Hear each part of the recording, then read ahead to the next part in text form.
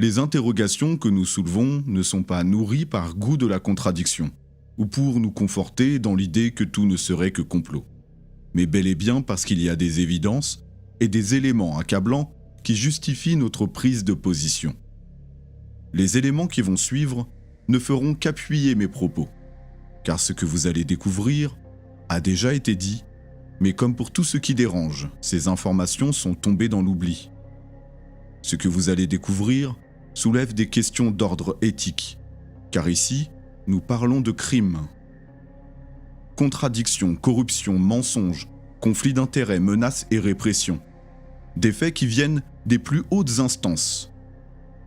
Il est temps que la vérité éclate au grand jour et que la population comprenne la gravité de la situation et qu'en acceptant de se faire vacciner, ils consentent à avoir du sang sur les mains et vous allez comprendre.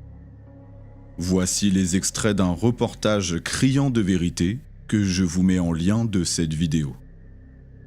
Chaque année, dans le monde, ils sont des centaines de milliers à tester nos futurs médicaments, parfois au péril de leur vie.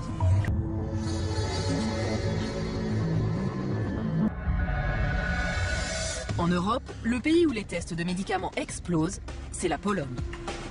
Ici, quand on est malade et qu'on n'a pas d'argent, participer à un essai clinique, c'est souvent la seule façon de se soigner. Cet hôpital, l'un des plus importants de Pologne, est le seul à avoir accepté de nous ouvrir ses portes. Il réalise en moyenne une douzaine d'essais cliniques par an pour les laboratoires du monde entier. Dans votre département, vous conduisez bien des essais cliniques? Oui, bien sûr. Nous en faisons pour nous-mêmes et nous réalisons également des essais pour de grandes firmes pharmaceutiques. Pour quel laboratoire? Des multinationales? Oui, des multinationales, Pfizer, Glaxo, Novartis par exemple. Ces dernières années, plusieurs scandales ont révélé que souvent la réglementation européenne n'est pas appliquée. Par exemple, lors des tests du vaccin de la grippe aviaire. En 2006, le monde tremble face à la propagation de ce virus, le H5N1. Les laboratoires du monde entier se lancent dans une course contre la montre pour trouver un vaccin. Les gouvernements européens, la France en tête, ont déjà passé commande. Mais à l'époque, Novartis est pressé. Il veut mettre sur le marché son vaccin contre la grippe aviaire avant ses concurrents. 3 règles doivent être respectées. L'autorisation de l'agence du médicament local, le suivi d'un comité d'éthique et la signature d'un consentement libre et éclairé. Première entorse, sans en informer l'agence du médicament, les médecins polonais recrutent comme cobayes des SDF. Deuxième problème, ils font passer leurs essais cliniques pour une simple vaccination contre la grippe. Tout était très rapide, c'était l'usine. On était traités comme du bétail. 2,50 € une injection et au suivant. Et il y avait beaucoup de monde. Plusieurs personnes sont mortes. Certaines semaines, c'était les uns après les autres. L'essai clinique Novartis aurait-il provoqué des décès? Le directeur du refuge des SDF a constaté une surmortalité cette année-là. Le directeur de la clinique mise en cause nie tout en bloc. Sans commentaire. Bien sûr, je suis innocent. C'est pas que je me sens innocent, c'est que je suis innocent. Qu'est-ce que vous voulez que je dise de plus? Mais au final, Novartis n'a pas eu de véritable sanction. Il a juste dû refaire une partie des tests pour que son vaccin contre la grippe aviaire soit autorisé.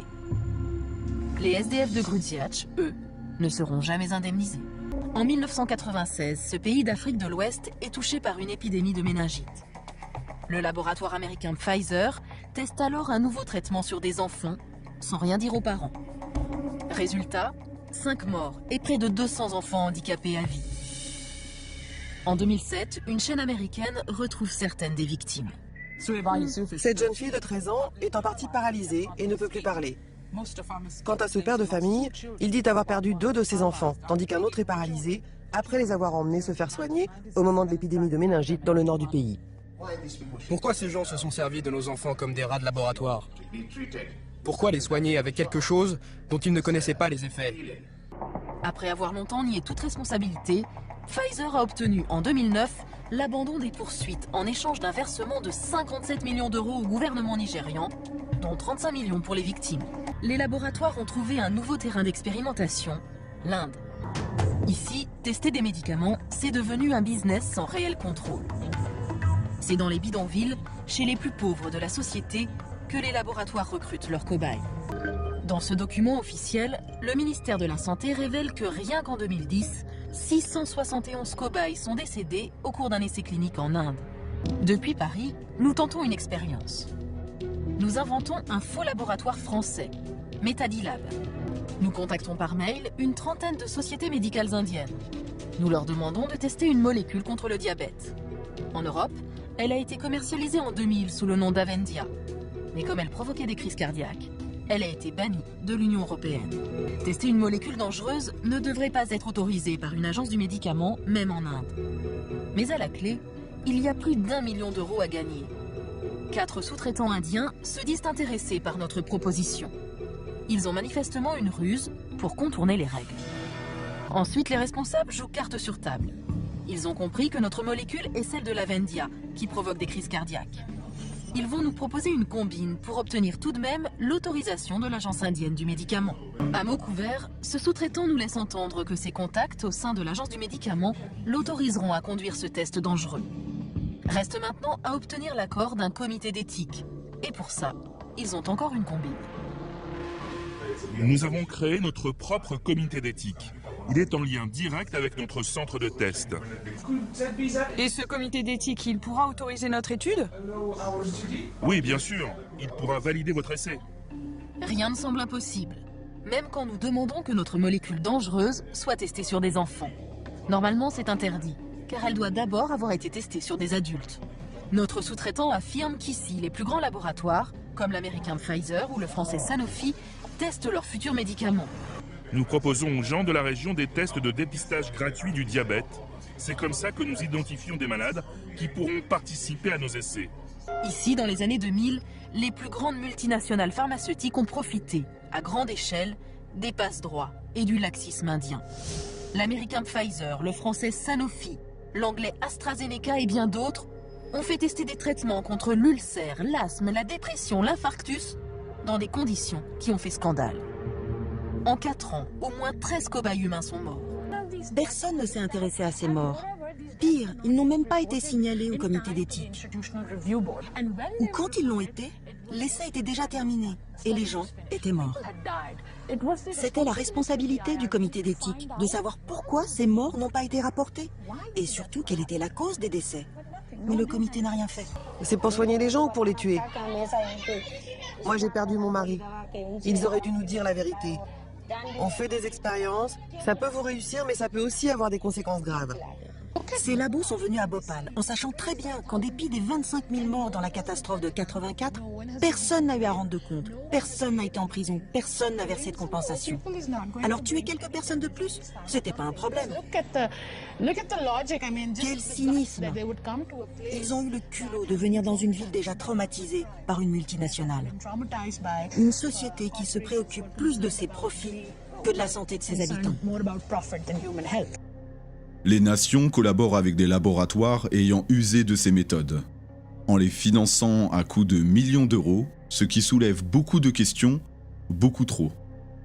Tout d'abord, d'un point de vue moral, est-ce éthique d'accepter d'une, de collaborer avec ces lobbies mafieux qui commettent des crimes, et de deux, d'accepter de se faire vacciner par ces firmes qui ont du sang sur les mains? Ils agissent en toute impunité, utilisant la pauvreté comme une marchandise, détournant les règles d'usage, cachant les morts, ceux qu'ils qualifient de cobayes, en s'en tirant à coups de planche à billets avec le soutien des élites. Après ces éléments, comment ne serait-ce qu'une seule personne pourrait dire se satisfaire de recevoir le vaccin?